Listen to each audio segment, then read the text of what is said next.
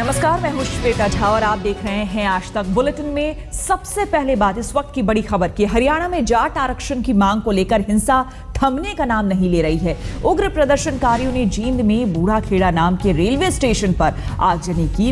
इसके अलावा कई जगहों पर जाटों ने रोड और रेलवे ट्रैक पर भी जाम लगाया। जींद में रात भर रुक रुक कर बारिश होती रही। इसके बावजूद जाट सड़कों पर जमे रहे। बेकाबू हालात को काबू में करने के लिए रोहतक, हिसार, जींद, सोनीपत, झज्जर, भिवानी और कैथल समेत कई जिलों में सेना बुलाई गई है। हिसार में मैयर के पास सेना आंदोलनकारियों के बेहद करीब पहुंच गई है। रोहतक और भिवानी में हिंसा के बाद कर्फ्यू लगा दिया गया है।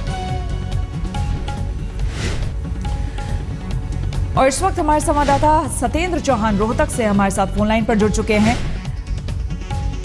सबसे पहले सतेंद्र, आपसे जानना चाहेंगे, कई खबरें जो अपडेट्स आ रही है उसमें बताया जा रहा है रेलवे स्टेशन को फूके जाने की बात कही जा रही है। फिलहाल क्या अपडेट बताएं?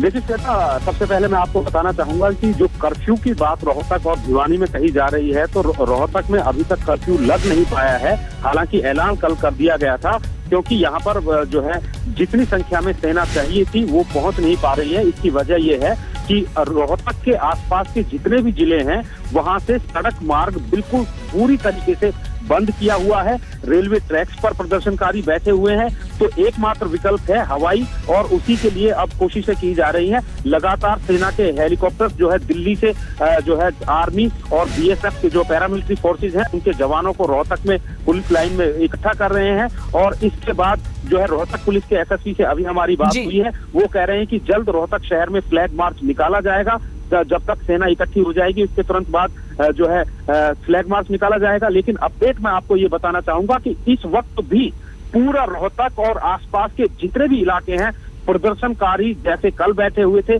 उसी तरीके से बैठे हुए हैं। रोहतक शहर की बात करें तो आपसे और अपडेट हम लेंगे सतेंद्र। फिलहाल शुक्रिया आपका। और तस्वीरें लगातार अपने दर्शकों को हम दिखा रहे हैं, हिसार की तस्वीरें और हरियाणा, पूरे हरियाणा की तस्वीर।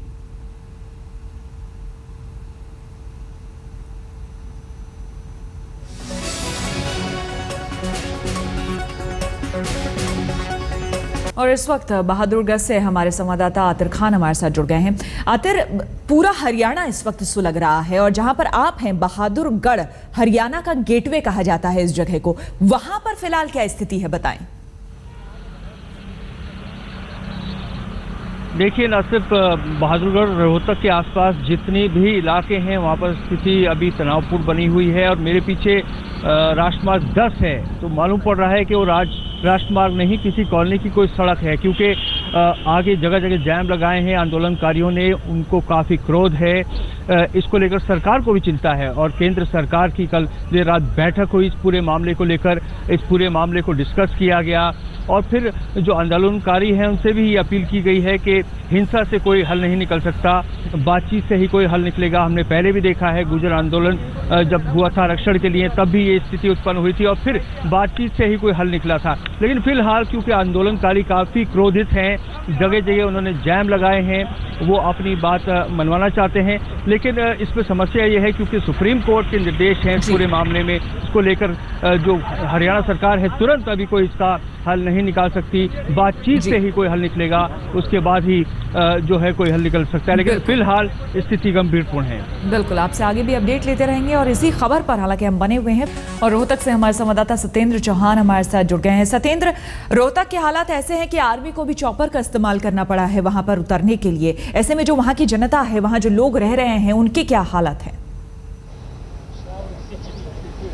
देखिए श्वेता, बिल्कुल जो है रोहतक के हालात बेहद तनावपूर्ण हैं और स्थिति नियंत्रण में है, ऐसा प्रशासन का कहना है। लेकिन जो हालात हम देख रहे हैं वो बेहद तनावपूर्ण हैं और नियंत्रण में कहीं नजर नहीं आ रहे हैं। रोहतक शहर के बीचों बीच अभी भी प्रदर्शनकारी बैठे हुए हैं और पूरे शहर का चारों तरफ से संपर्क फिलहाल कटा हुआ है। और आर्मी की जो डिप्लॉयमेंट है वो भी हेलीकॉप्टर के माध्यम से हो रही है। इसी से आप अंदाजा लगा सकते हैं कि शहर की कनेक्टिविटी चारों तरफ से कटी हुई है और यहाँ पर कर्फ्यू लगाया गया है। और देखते ही प्रदर्शनकारी प्रदर्शनकारियों को गोली मारने के आदेश दे दिए गए हैं। लेकिन मेरे पीछे की जो भीड़ खड़ी है, इसको देखकर आप अंदाजा लगा सकते हैं कि किस तरीके से कर्फ्यू यहां पर लगा हुआ है।